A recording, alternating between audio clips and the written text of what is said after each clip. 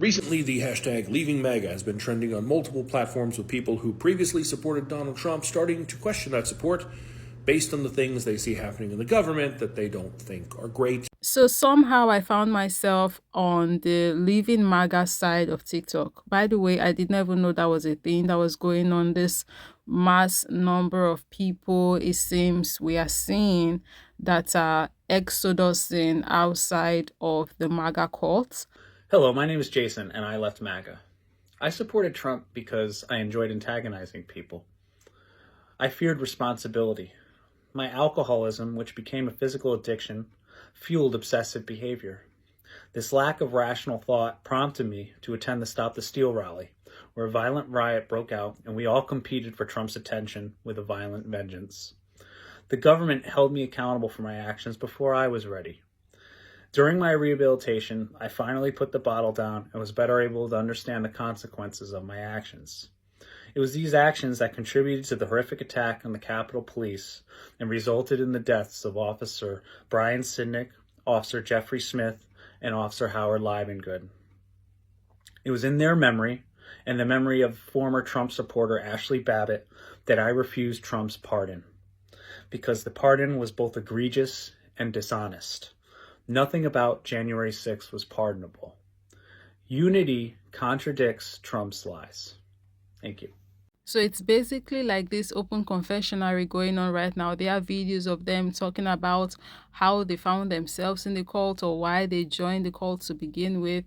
Disclaimer, usually I don't like clipping people's videos, but for this particular video I don't have a choice because of time, so I'm going to be doing that this one time, so please bear with me. But I'm going to be linking these videos down below in the description, so you can go check them out if you want to. Why did you go to MAGA to begin with? So I was raised to be an unempathetic bigot.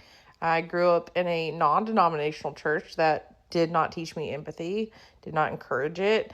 I had a father who just was, I don't really know how to describe my dad. Just didn't teach me the foundation of being a loving human being. So I was a conservative Christian and I was anti-abortion. Really, that was like my biggest thing. But then MAGA came around and it really just validated a lot of the horrible things that I had just always been taught and known. So they basically created a community. They even have a website. It's called leavingmaga.org.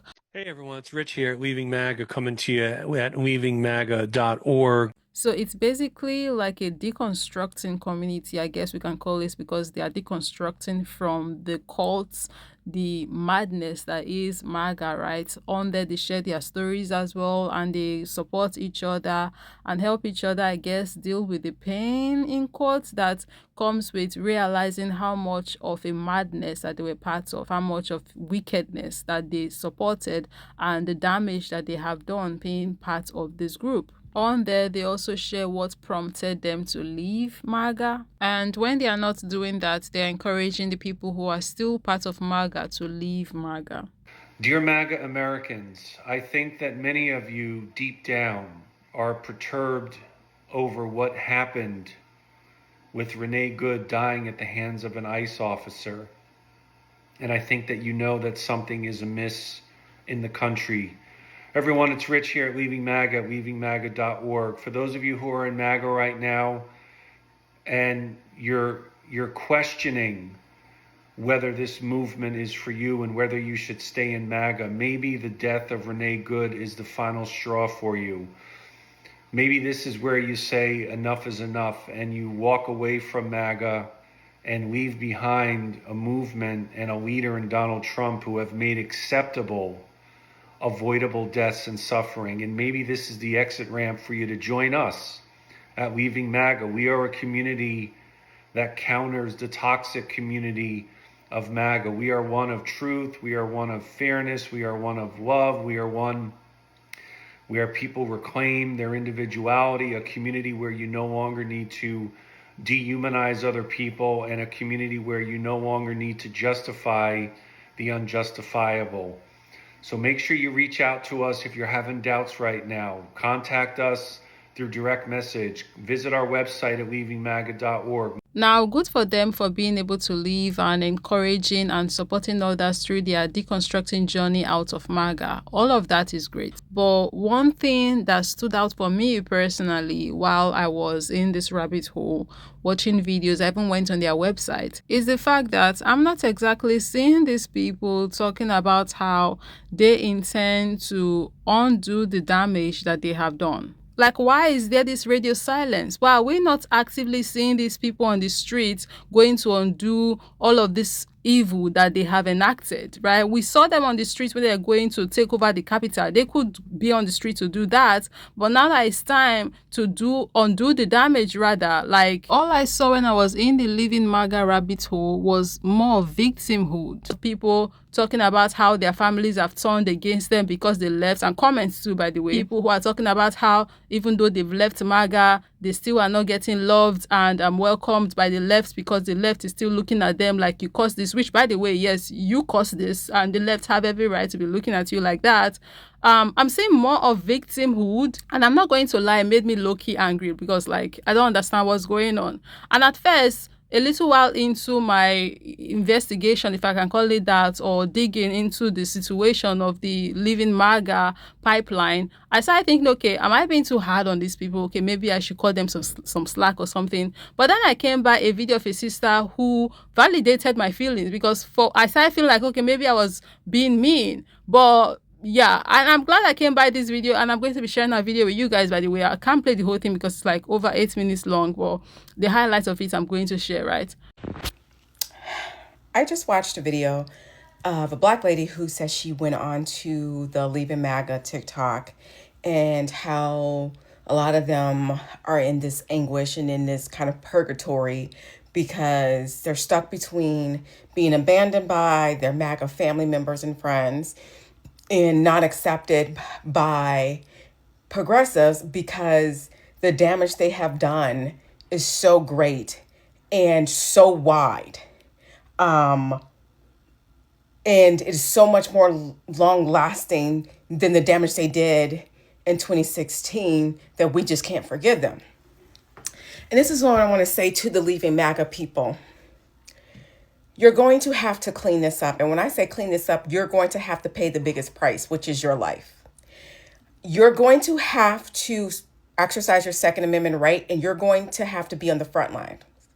That is the only way you can atone for the sin of voting for that man in 2024. There was a grace that you could have gotten in 2016 because, yes, he did say Mexicans were racist and he did say all these horrible things, but everyone thought it was a joke. Everybody did not think that this was serious. People did not think he was going to win. I didn't think he was going to win.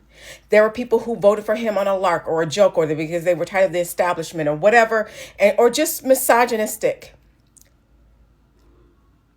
Because you didn't know, because he's never been president before, you could have gotten a pass for that.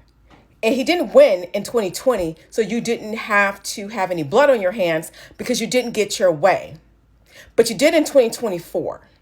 And that was after watching that man allow hundreds and thousands of people to die from COVID because he was too busy helping red states fight the mask rules and talking about injecting bleach into the veins. Had he have been an actual president, lives could have been saved during the era. You allow that man to kill thousands of people, hundreds of thousands, if you're thinking about what we could have stopped here that did not spread to the other countries.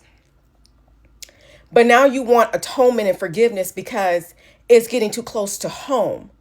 Your coworkers are being missing. A white woman was shot in the face, and your groceries are still high. And now you're scared.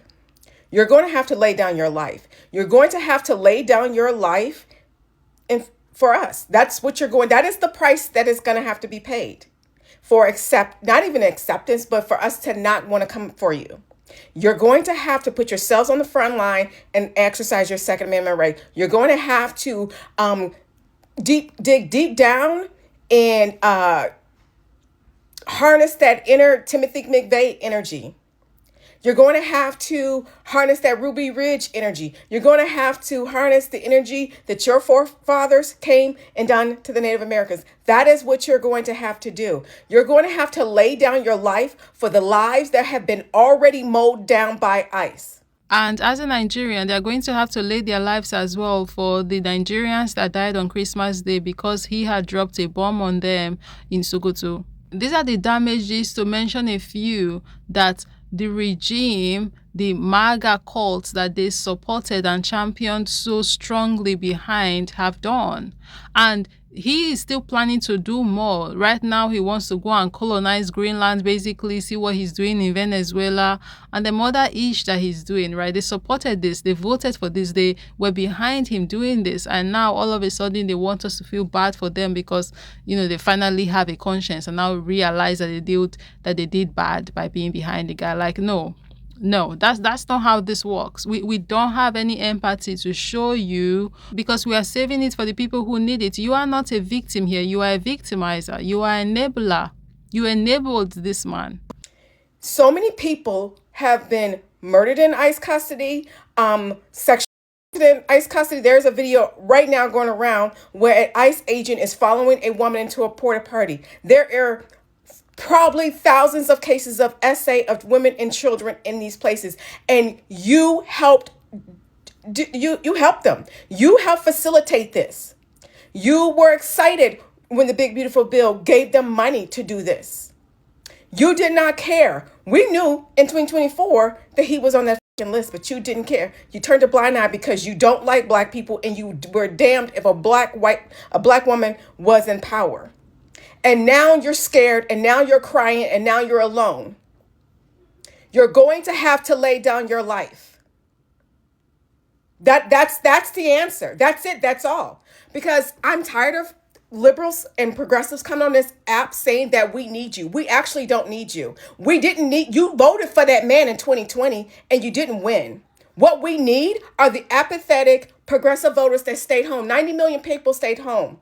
When Biden was elected, it was record numbers at the poll. MAGA did not leave Donald Trump after 2016. There was very few MAGA people who switched their vote from 2016 to 2020. What happened was people were scared because he murdered people, because he didn't take COVID seriously, and people got off their and went to the poll. We actually don't need you. We don't need your vote. We just need the apathetic voters. We just need the far leftists to get their heads straight on. You are not needed. 2020 proved that we didn't need your vote because you voted for him then. The only thing we need is your bodies. We need your bodies to protect the people who are being harmed. I also just watched a video of a young boy who was taken from a Target, and he screamed that he was a U.S. citizen. Next video shows that they beat his ass up and dropped him off in front of a Walmart, and he's crying in grief and rage. You did that. They were even doing donations, giving this man money, which is crazy because the majority of them not even have money to begin with, but they were giving a rich man money though. This Trump, like the whole situation is crazy. And yes, I guess some people will say, oh, they were indoctrinated or whatever. Like, I mean, there's only so much grace one can give to someone or a group of people like this. There's only so much excuse we can let them make, right? Especially when you become an adult, you should know better. Like, what happened to using your brain? What happened to opening your eyes and looking at what's really going on in front of you? But the thing is, these people did not care. They did not care. They only started to care when they started getting affected. That's why now the majority of them are leaving. I know, yes, there are some who, they were wise enough to be able to see through it from the very beginning or earlier on, right? But the majority of them, they are only caring now and leaving because they are somehow getting affected by this. And that's why there is no grace to give. I personally don't have any grace to give. I mean, we're talking about adults here, for crying out loud. These people knew what they were doing. But anyways, guys, this is the gist of what's going on right now. I can't wait to hear what your thoughts are about all of this. I'm going to be leaving this video here. Thank you for watching. I'll be catching you guys in the next one.